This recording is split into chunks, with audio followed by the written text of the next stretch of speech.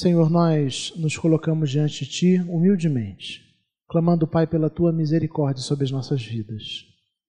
Agora nós vamos abrir a Tua palavra inspirada pelo Senhor, palavra que o Teu Espírito Santo inspirou os escritores sagrados a registrar.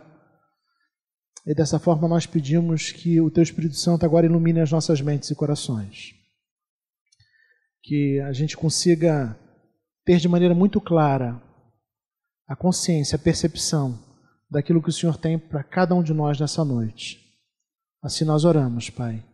Que as nossas mentes estejam atentas ao Senhor. Livra-nos, Pai, de toda distração. Livra-nos, Pai, da tentação de vir à Tua casa e de vivenciar esse momento tão especial de forma negligente. Que nós estejamos aqui, de corpo e mente, para o louvor da Tua glória, em nome de Jesus. Amém. Precisamos de ajuda. Precisamos de ajuda. Eu estou convencido de que um dos maiores desafios para as pessoas do nosso tempo é guardar o coração. Eu não sei você, mas quando eu olho para as pessoas do nosso tempo, eu fico com a impressão de que guardar o coração é um grande desafio. A nossa sociedade, ela está espiritualmente e emocionalmente doentia. Nunca existiu um tempo onde as pessoas se preocupassem tanto com a saúde emocional, mas, ao mesmo tempo, as pessoas fossem tão doentes emocionalmente falando. Nunca existiu um tempo onde a gente tivesse tanto acesso, né, a informações e a ciência e a terapias e a medicações, mas, ainda assim, sofrêssemos tanto com angústias interiores. Esse é o tipo de realidade que já não escolhe mais idade. Pessoas idosas, crianças, adolescentes. Hoje fala-se até de depressão em animais. Eu não tenho conhecimento técnico para afirmar que sim nem que não. Então nem vou entrar na história. Mas o fato é que falam sobre. Então o fato é que nós precisamos de ajuda. A gente precisa aprender a guardar o nosso coração. Porque a gente vive numa sociedade que está espiritualmente e emocionalmente doentia. E se nós não nos cuidarmos, seremos também pessoas espiritualmente e emocionalmente doentias.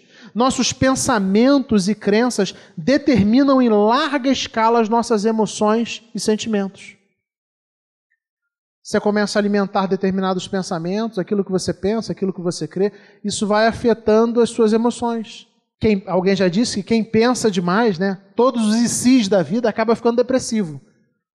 Porque você pensa tanto, mas e se aquilo acontecer, e se aquilo não acontecer, e se for daquela forma, se não for, e a gente conjectura tantas possibilidades e tantos ICs que a gente começa a adoecer. Perdido nesses muitos ICs, os nossos pensamentos e crenças determinam em larga escala as nossas emoções. Mas se é assim, se os nossos pensamentos e crenças determinam as nossas emoções, ou pelo menos boa parte delas, por que será que nós cristãos, como discípulos de Cristo, também podemos ser escravizados por esse tipo de realidade doentia? Por que isso atinge também pessoas que foram alcançadas pelo Evangelho? Porque não se engane, problemas emocionais e espirituais também atingem crentes. A maior falácia que pode existir é você achar que doenças emocionais ou problemas emocionais só dão nos outros que não são crentes. Mas quem foi alcançado, remido, lavado pelo sangue de Cristo Jesus, não convive com esse tipo de circunstância. Eu conheço irmãos sinceros, fiéis ao Senhor, pastores, presbíteros, diáconos que lidam com depressão, que lidam com ansiedade. Eu não estou falando daquela ansiedade apenas no nível pecaminoso, eu estou falando da ansiedade no nível do transtorno, que lidam com burnout e doenças das mais diversas. Se eu acabei de dizer que as nossas crenças e pensamentos, elas em larga escala, elas são determinantes para as nossas emoções e sentimentos, como é possível nós que dizemos que cremos naquilo que é certo, e realmente cremos assim, eu penso que cremos no certo, ainda assim sermos assolados, afetados por emoções e por sentimentos doentios, por assim dizer. desequilibrados, corrigindo, ajustando, né? Desequilibrados. Passarmos por momentos de desequilíbrio emocional e espiritual. O fato é que se a gente atentar para as nossas vidas, a gente vai perceber que discípulos de Cristo podem ser escravizados e acreditarem em mentiras. E presta bastante atenção no que eu vou começar dizendo aqui para você. Um dos maiores erros que nós assumimos é achar que no momento onde a gente disse sim para o Senhor Jesus, automaticamente a nossa maneira de pensar e todas as nossas convicções, todas as nossas crenças foram automaticamente mudadas, porque não foram. Você e eu somos fruto da família em que vivemos, da família em que crescemos. Você vivenciou experiências na sua família, na sua casa. Você via o relacionamento do seu pai com a sua mãe. Se esse relacionamento era bom ou ruim, isso afeta você. A maneira como você vivenciou as dinâmicas do lar. Se você teve um parente, um pai alcoólatra, um familiar que lutava contra um vício, isso vai afetar você. E não é porque você disse sim para o Senhor Jesus, e é maravilhoso que você tenha dito sim, que magicamente todas essas coisas, toda a sua história, toda a sua bagagem ficou para trás. Foi lançada no mar, porque não é assim que acontece. Cada um de nós tem uma bagagem que tem a ver com a formação que tivemos, com as experiências de vida que já vivenciamos ao longo da nossa caminhada, que tem a ver com a nossa família, tem a ver com um monte de coisa. E que precisa ter a ver também com o Evangelho. E quando tem a ver realmente com o Evangelho, isso é transformador. O fato é que mesmo discípulos de Cristo podem ser escravizados por acreditar em mentiras. Quantas vezes, como pastor, eu conversando com alguém, gabinete pastoral, pode ficar tranquilo, não vou citar nome de ninguém aqui. É uma ilustração genérica, tá? Fiquem tranquilos. Quantas vezes, como pastor, eu conversando com alguém, a pessoa pega e verbaliza uma ideia, e aí, cheia de convicções, e aí eu viro e falo assim, mas não é isso que o Evangelho fala. A pessoa é crente? Sim, ela crê no Senhor Jesus. A pessoa é devota ao Senhor, mas ainda assim, nós não somos moldados ou influenciados apenas pelas Escrituras. Nós temos toda uma bagagem. E se a gente não atenta para essa bagagem, a gente vai continuar carregando essa bagagem. Ao invés de abrir mão desses fardos, para simplesmente seguirmos o Senhor e o seu Evangelho. Precisamos de ajuda para alinhar aquilo que acreditamos com o que estamos vivendo. Nós fazemos bonitas declarações de fé. Declaramos que confiamos no Senhor, declaramos que apesar de todas as circunstâncias nos manteremos inabaláveis e fiéis a Deus, declaramos o nosso amor ao Senhor, mas aí vêm as circunstâncias, vêm os dias difíceis, vêm as tentações, vêm as provações, e as declarações que nós fizemos parecem que elas ficam para trás. E talvez olhando para a sua vida, e existem momentos onde eu olho para a minha vida, eu percebo isso, parece que em alguns momentos existe um certo divórcio entre aquilo que eu acredito, ou aquilo que eu digo acreditar, e aquilo que eu estou vivendo. E talvez você já tenha se surpreendido assim. Talvez você já tenha, em alguns momentos, olhado para a sua maneira de caminhar, para as emoções que você tinha dentro do coração, e percebendo assim, olha, parece que existe um afastamento irreconciliável entre a fé que eu declaro, as coisas que eu canto, e aquilo que eu estou vivendo, o que eu estou sentindo, a angústia, o sofrimento, a tristeza. Ou seja, nós precisamos de ajuda para alinhar aquilo que nós acreditamos com o que estamos vivendo. É nesse sentido que hoje a gente inicia uma nova série de mensagens. Corações saudáveis. Pode ficar tranquilo que eu não vou pedir um eco Doppler das suas carótidas, não vou colocar você para fazer um eletro, nada disso. Longe de mim todas essas coisas. Já passei no cardiologista esse ano, se você ainda não passou, eu quero aconselhar você a passar, principalmente se você já chegou à minha idade, é bom uma vez por ano você dar um pulinho lá. Você é mais novo que eu, você não precisa se preocupar tanto com isso não. Mas a gente vai pensar sobre corações saudáveis. E a ideia é a gente descobrir como a fé no Evangelho muda a nossa maneira de pensar. A verdadeira fé no Evangelho, ela muda a nossa maneira de pensar. Ela transforma as nossas emoções e os nossos sentimentos. É impossível a gente crer verdadeiramente no Evangelho e não ter a maneira de pensar e de sentir transformada. O problema é que a gente às vezes crê no Evangelho, mas a gente ao invés de aderir as convicções do Evangelho, a gente mantém a nossa bagagem. Mantém as antigas convicções, as antigas narrativas, as antigas ideias. E aí é impossível, mesmo crendo no Evangelho, vivenciar algo novo. Ao longo dessa série a gente vai ter a oportunidade de examinar 4 perguntas que o apóstolo Paulo fez aos crentes de Roma, lá no capítulo 8, versículos de 31 a 39.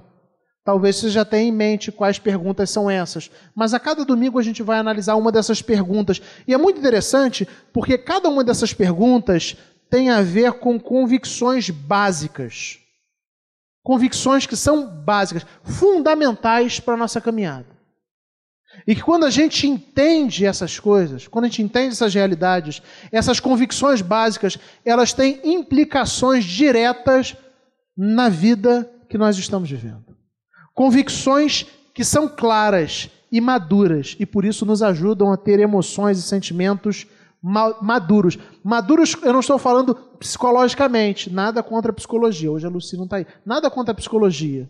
Acho que existe espaço para a psicologia. Eu estou falando aqui do aspecto espiritual mesmo. Espiritualmente maduras. É possível ter emoções e sentimentos maduros, espiritualmente. Julgarmos a realidade à nossa volta de forma equilibrada e sensata, pelos olhos do Evangelho. Se nós abrirmos mão da nossa bagagem para assumirmos aquilo que o Evangelho propõe para a nossa vida. Eu quero então convidar você a abrir sua Bíblia na carta de Paulo aos Romanos, capítulo 8. Se eu tiver sem Bíblias em mão, não tem problema, o texto vai ser projetado também. Carta de Paulo aos Romanos, capítulo 8. E nós vamos ler apenas o versículo 31. E eu já quero começar, eu vou inverter. Eu já quero começar fazendo um desafio prático. Dizem que o certo é fazer desafio prático no final, mas eu quero começar invertendo. Vamos ler juntos? E aí depois eu explico o desafio prático. Vamos ler juntos? Vamos lá? Que diremos, pois, diante dessas coisas? Se Deus é por nós, quem será contra nós? Você pode ler mais uma vez? Vamos lá? Que diremos, pois, diante dessas coisas? Se Deus é por nós, quem será contra nós? Pode deixar projetado aí, Vinícius. Desafio prático de hoje. Até o final da mensagem, você tem que ter gravado esse versículo. Perfeito? E você vai entender depois porque eu já começo por aí. Você vai ter que gravar. Terceira vez, que eu já vou te ajudar, já de início. Vamos lá? Que diremos, pois, diante dessas coisas? Se Deus é por nós, quem será contra nós? Amém. Amém. A vida nunca foi um mar de rosas. Nunca foi. Talvez você esteja achando, você ache que você está vivendo num momento mais difícil, onde as pessoas já viveram sobre esse planeta Terra, mas eu quero dizer que não é bem assim. Historicamente falando, já existiram momentos bem complicados da humanidade. A humanidade sempre conviveu com grandes pestes, com guerras das mais diversas, com desigualdades, com injustiças. Essas realidades sempre estiveram presentes. Era assim também no tempo do apóstolo Paulo. Muitas das situações, os problemas, questões que nós enfrentamos hoje já estavam presentes na época do apóstolo. Eles já tinham que lidar com todo tipo de dificuldade. Na verdade, quando a gente olha para a história do mundo, a gente vê que essa é uma realidade presente. Poucos anos atrás, nós enfrentamos a maior doença do nosso tempo. O que não quer dizer, quando a gente inventou a Covid, o que não quer dizer que essa tenha sido a maior doença que já assolou o nosso planeta. Nós já tivemos outras epidemias de proporções globais. Você pode até falar, mas nada foi tão intenso quanto o Covid. Isso é muito comum. Toda pessoa que está vivendo no momento tem a tendência de olhar o seu momento como o mais, de amplificar a sua experiência, porque desconhece a experiência do outro. Então, historicamente, já existiram outras doenças tão graves, talvez mais graves, circunstâncias adversas que levavam muitas pessoas à morte. Alguém pode dizer, mas a circulação nos tempos antigos não era tão grande quanto é agora. É verdade. Um vírus atravessou o mundo, assolando o mundo inteiro. É verdade, mas hoje nós temos muito mais recursos médicos para tratar as doenças do que na antiguidade. Na antiguidade você pegava e ficava orando e torcendo para que desse certo. E tão somente. Você imagina enfrentar uma epidemia devastadora apenas com oração, Deus ao nosso lado, isso é bom, mas sem nenhum recurso médico. Você reclama do hospital público, que é ruim, você imagina sem recurso nenhum. Devastador, né? Isso. Então, a vida nunca foi um mar de rosas. Muitos já enfrentaram graves problemas antes da gente. Desde que o mundo é mundo, pessoas enfrentam graves problemas de saúde. Pessoas passam por situações econômicas difíceis, casais entram em crise e às vezes se divorciam, pessoas ficam desempregadas, talvez o desemprego, a palavra desemprego seja um pouco anacrônica para alguns contextos, mas você está entendendo o que eu estou falando, né? Isso, pessoas ficam sem ter como conseguir o seu sustento, né? Pessoas sofrem com desilusões, com frustrações, desde que o mundo é mundo, as pessoas sofrem com essas realidades. E diante da dor e do sofrimento, eu não sei você, mas a nossa tendência normal é tentar expurgar essas realidades da nossa vida.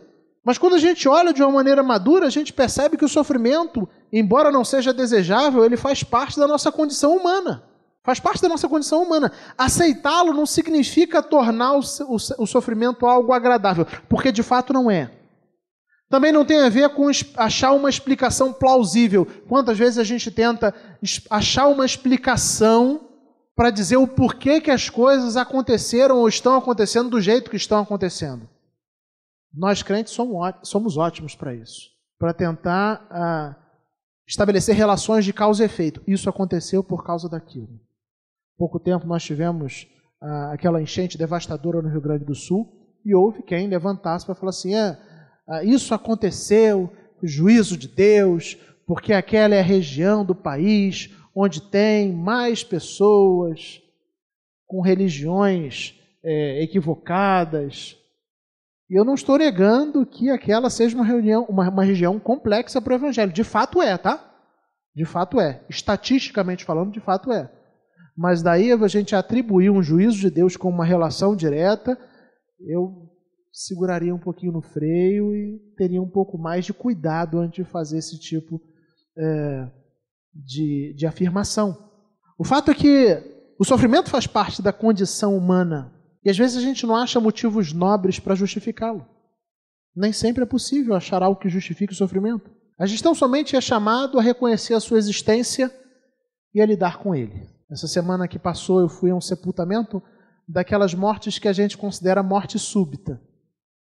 Alguns aqui conhecem, a Ana Carvalho, esposa do Paulo. Eles eram lá de Tomás Coelho, depois foram para a igreja de Mananciais. Pessoas queridas. E aí o genro dela, eu cheguei no cemitério, o genro dela me abraçou, eu conversei com ele, pegou o celular, sacou uma foto, falou assim, aqui pastor, eu almocei com ela no domingo. Domingo, depois do almoço, a gente tirou essa foto. 2 horas depois eu recebi uma ligação de que ela estava indo para o hospital. Antes de eu ir dormir 1h da manhã, eu recebi uma outra ligação de que ela tinha falecido. E a gente se vê diante dessas realidades e a gente não consegue entender como essas coisas acontecem.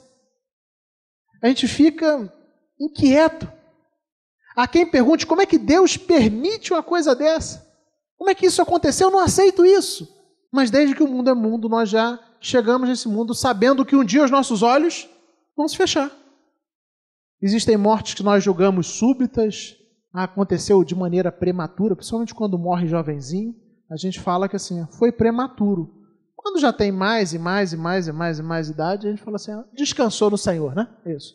Aí a gente dá licença. Mas quando é jovenzinho, a gente fala, foi tão prematuro, tão prematuro. Nossa tentativa de estabelecer uma lógica em coisas que não necessariamente têm uma lógica, ou que tem uma lógica, mas é uma lógica que não nos compete julgar. Todos nós lidaremos com a perda de pessoas que amamos. Todos nós lidaremos com doenças, com dificuldades. Em algum momento lidaremos com problemas financeiros. Ou não sei. Talvez enfrentemos desafios e dificuldades no nosso casamento. São realidades próprias da existência humana. O fato é que Jesus nunca negou a realidade do sofrimento da existência humana. Lá em João capítulo 16, versículo 33, ele diz assim, nesse mundo vocês terão aflições, mas tenham ânimo, eu venci o mundo. Notem que ele está fazendo uma afirmação. Eu tenho um colega que brinca e fala assim, é uma promessa. Ele está dizendo, nesse mundo vocês terão aflições. Ele nunca negou a realidade da dor, da perda, da doença, do sofrimento, das circunstâncias difíceis que a gente precisa lidar. O fato é que quando a gente olha para o Evangelho, às vezes esses sofrimentos, eles não apenas não são negados pelo Senhor, porque o Senhor Jesus fala que no mundo a gente vai ter aflições, mas que a gente deve ter ânimo, porque Ele venceu o mundo. Em alguns momentos, o Evangelho diz que o próprio Evangelho vai ser a causa do sofrimento. As bem-aventuranças. Bem-aventurados vocês são quando vocês forem perseguidos por causa do meu nome, quando os insultarem. Ou você acha que ser perseguido, insultado, caluniado, difamado, isso traz prazer? De forma alguma. Então, o Evangelho não apenas não nega a realidade do sofrimento, como diz que assim, olha, em alguns momentos, por crer no Senhor e se manter fiel a Ele, o Evangelho será a causa do seu sofrimento. Vai gerar perseguição, vai gerar dificuldade. Quando a gente olha para o apóstolo Paulo, vamos ler novamente? Vamos lá? Que diremos, pois, diante dessas coisas? Se Deus é por nós, quem será contra nós? Quando a gente olha para o apóstolo Paulo, a gente visualiza alguém que já havia enfrentado sofrimentos dos mais diversos. Paulo começa a vida dele muito antes da gente saber, mas na narrativa bíblica, Paulo aparece no livro de Atos como um fariseu importante, como alguém que desfruta de prestígio, mas o texto diz que ele é um perseguidor da igreja. Então, inicialmente, ele, como um judeu zeloso do partido dos fariseus, ele entendia que o cristianismo, os seguidores de Jesus Cristo, eram uma seita dentro do judaísmo. E por entender dessa forma, o que o apóstolo Paulo se propõe a fazer? Eu vou purificar o judaísmo dessa seita que está se desviando da verdade. E aí ele pede cartas, autorização, para quê? Para poder perseguir os cristãos. É assim que o texto bíblico nos apresenta o apóstolo Paulo. Só que algo acontece. Aquele mesmo homem que havia perseguido os cristãos, ele, na estrada, no caminho de Damasco, ele tem um encontro com o próprio Senhor Jesus Cristo. Um encontro com Cristo ressurreto. E esse encontro é transformador para a vida dele. De maneira que a vida dele é completamente reorientada a partir dessa realidade. Transformada a partir dessa realidade. Paulo vai de perseguidor do Evangelho, perseguidor dos cristãos, a pregador do Evangelho. E eu não sei se você já notou, Paulo é alguém que fala do sofrimento com propriedade. E isso já é algo que a gente sabia desde o início. Porque quando Ananias foi a pessoa levantada por Deus para falar do Evangelho para Paulo. Paulo leva aquele tombo, fica cego, lembrando da história. Você pode ler com mais calma o livro de Atos. Ele leva aquele tombo, encontra com o Senhor, o Cristo ressurreto, é um encontro transformador, algo impactante, uma experiência sobrenatural. Ele fica muito impactado e ele não consegue mais ver. E aí um homem chamado Ananias, um cristão temente a Deus, é enviado pelo Senhor para anunciar o Evangelho a Paulo. Ananias foi o discipulador de Paulo. E é muito legal porque quando você vai ler o que Deus falou para Ananias quando ele enviou Paulo, né? Enviou Ananias para pegar para Paulo, ele fala assim, olha, eu acho que a gente estava até falando sobre isso essa semana no discipulado, eu vou mostrar para ele o quanto importa sofrer pelo meu nome. Paulo ainda não tinha nem iniciado o ministério. Deus alcança o coração dele e fala assim, olha, pode ir lá, Ananias, vai anunciar o Evangelho para Paulo. Senhor, tem certeza? Ele até bem pouco tempo atrás, ele estava perseguindo a igreja. Ele não gosta de crente não, Senhor. Não gosta de cristão não. Não é melhor deixar para lá? Vai lá, porque eu tenho um propósito na vida dele. E eu vou mostrar para ele o quanto importa sofrer pelo meu nome. E de fato, quando a gente olha para a história de Paulo, a gente vê que foi isso que aconteceu. Ele testemunha disso. Paulo foi espancado por causa do Evangelho. Paulo foi apedrejado por causa do Evangelho. Paulo foi humilhado. Paulo perdeu o prestígio por causa do Evangelho. Paulo naufragou por causa do Evangelho. Paulo foi aplicado por uma víbora. Paulo foi preso por causa do Evangelho. Então, Paulo é alguém que fala do sofrimento com propriedade. Paulo foi traído por pessoas que ele considerava especiais. No início, Paulo foi olhado com muita desconfiança pelos próprios cristãos. E, sejamos sinceros, existiam motivos para desconfiança. Por mais que a gente creia que Deus transforma o coração, um dos maiores perseguidores da igreja do seu tempo, de uma hora para outra, vira e fala assim: não, agora eu sou seu amigo. Fala aí onde é que vocês fazem as reuniões. Você ia ficar com um olho no padre e outro na missa. No padre não, porque você é cristão. Um olho no pastor e o outro no culto. Né? Você ia ficar atento, ia ficar desconfiado dessa história. Então Paulo sofreu todo tipo de realidade difícil, todo tipo de sofrimento. Foi traído por pessoas especiais, a desconfiança da igreja, inicialmente menosprezado, apedrejado por causa do evangelho, náufrago. E o que esse Paulo fala aos crentes de Roma? Um homem que havia sido perseguido dentro e fora da igreja, que foi preso algumas vezes, que foi açoitado, humilhado, assaltado ele não foi não, pelo menos o texto bíblico não fala, que ele não morava no Rio de Janeiro, né? Isso. Ele viu amigos abandonaram, traindo, sofreu naufrágio, rejeições, gente conspirou contra ele. O que ele diz? Vamos lá? Que diremos, pois, diante dessas coisas? Se Deus é por nós, quem será contra nós? Você percebe como o apóstolo Paulo lida com a realidade do sofrimento? É uma coisa tremenda, transformadora. Ele diz, vamos agora pensar na segunda parte do versículo, ele começa fazendo uma espécie de afirmação. Ele começa com uma constatação que é fundamental. Ele diz, Deus é por nós. Creiam nisso. Creiam nessa verdade. E se nós cremos que Deus é por nós, quem pode se levantar contra esse Deus que é por nós? Se nós cremos que o Senhor do universo, aquele que tem todo o poder, que governa todas as coisas, aquele que faz tudo de acordo com o plano da sua soberana vontade, se nós cremos que esse Deus vivo e verdadeiro, Ele é por nós, quem pode ser contra nós? Que diremos, pois, diante dessas coisas? Se Deus é por nós, quem será contra nós?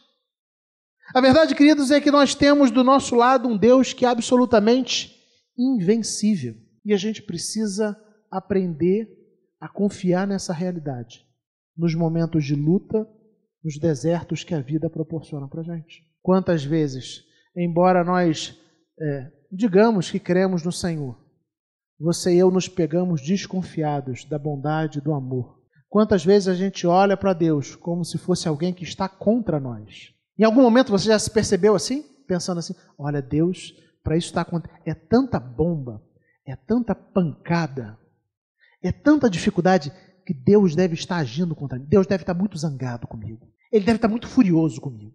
Porque não é possível. Não é possível eu estar vivendo tudo isso que eu estou vivendo. Deus está contra mim.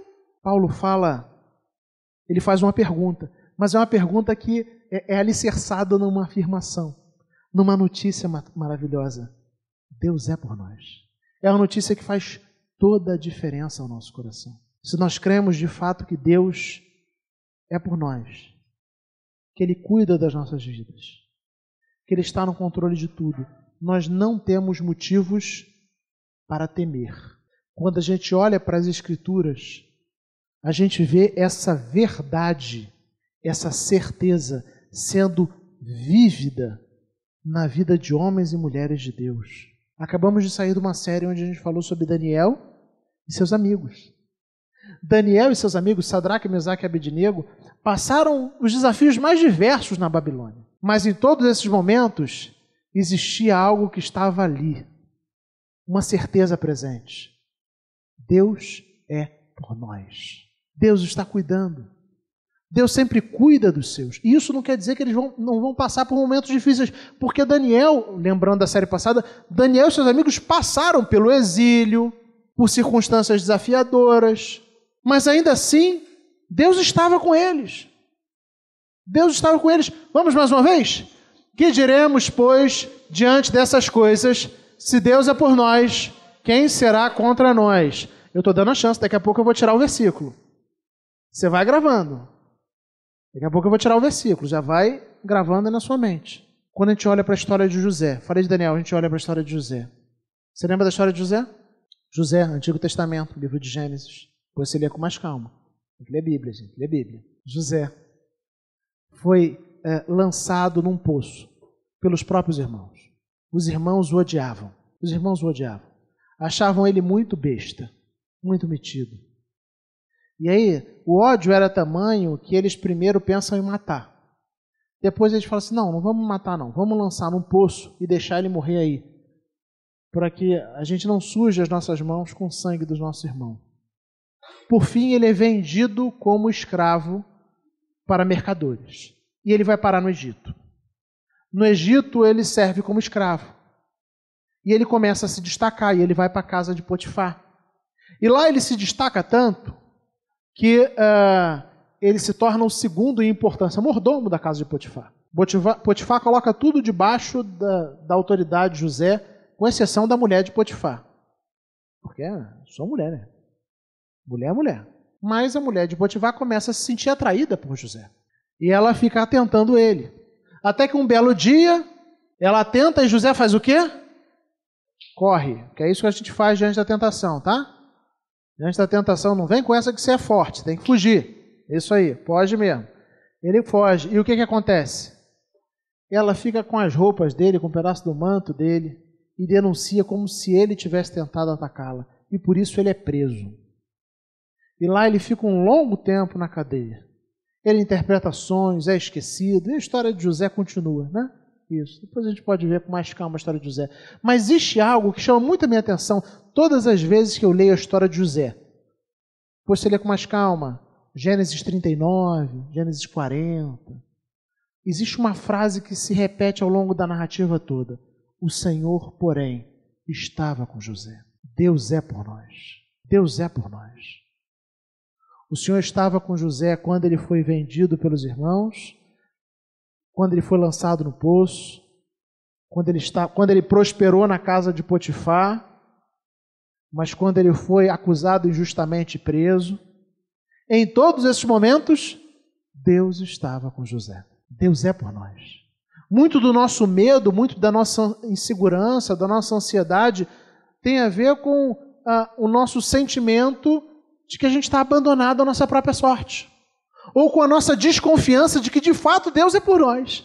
Porque a gente vive num mundo onde a gente aprendeu, desde muito cedo, que a gente é tratado de acordo com o nosso merecimento. A gente aprendeu isso desde muito cedo. E aí, quando as coisas começam a dar errado, começam a vir os maus dias na nossa vida, via de regra, o que a gente faz? A gente fica com aquele sentimento, alguma coisa eu devo ter feito de errado para isso acontecer, porque Deus deve estar contra mim, Deus deve estar me punindo. Mas o que Paulo fala é o oposto a isso. Vamos ler, vamos lá. Que diremos, pois, diante dessas coisas? Se Deus é por nós, quem será contra nós? Paulo está dizendo aqui, Deus é por nós, confie nisso. Porque se você confia que Deus de fato é por você, não existe motivo para ter medo. Lembra que eu falei? São questionamentos que falam de verdades fundamentais e que resolvem problemas, que nos levam a enxergar a vida de uma maneira diferente. O primeiro deles, se Deus é por nós, se Deus é Deus, se Ele é o Senhor do universo, se Ele governa sobre tudo e sobre todos, e se Ele está do nosso lado, para que eu preciso ter medo das outras coisas? Ele é por nós. Ele está do meu lado, Ele está me protegendo, nada foge ao seu controle, Ele é soberano, Ele governa, Ele é bom. Se Deus é por nós, quem será contra nós? Não existe motivo para ter medo, não existe motivo para ficar inquieto, perturbado, não existe motivo para se sentir sozinho. Deus é por nós. Eu quero então concluir, pedindo para você ler uma última vez. Vamos lá? Que diremos, pois, diante dessas coisas, se Deus é por nós, quem será contra nós? E agora eu quero pedir o Vinícius para tirar o versículo. Fecha a Bíblia. Você está rindo, né? Você está ouvindo tudo que eu estou falando aqui. E você está assim, é isso aí, pastor. Deus é por mim. Eu não tenho motivo para ter medo. E eu vou encarar os leões. E se eu for lançado na cova, não tem problema não. Deus é por mim. Eu sei disso. Agora não tem mais motivo para ter medo de nada. Só que vai vir o amanhã. O versículo vai ser tirado da projeção. E aí o que está em jogo é se amanhã você vai continuar se lembrando. Mas para se lembrar amanhã, você primeiro precisa se lembrar hoje. Vamos juntos? Que diremos, pois, diante dessas coisas? Se Deus é por nós, quem será contra nós? Eu não sei o que você tem para enfrentar essa semana.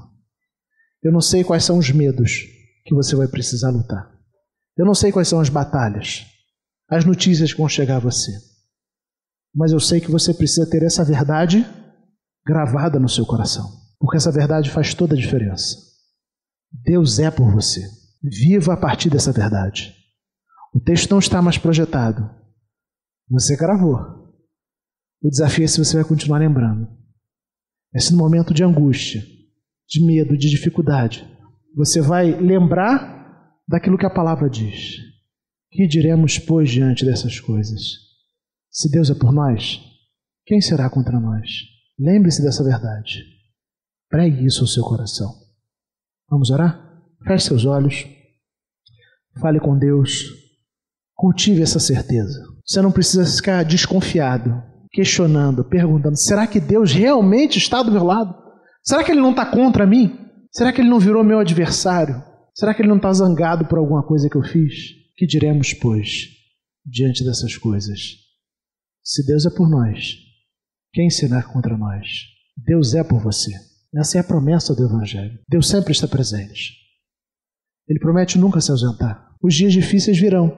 José enfrentou bons dias e maus dias, mas o Senhor sempre esteve com ele. Seja vivendo na prosperidade na casa de Potifar, seja preso e esquecido no calabouço, Deus sempre estava com ele. Que diremos, pois, diante dessas coisas? Se Deus é por nós, quem será contra nós?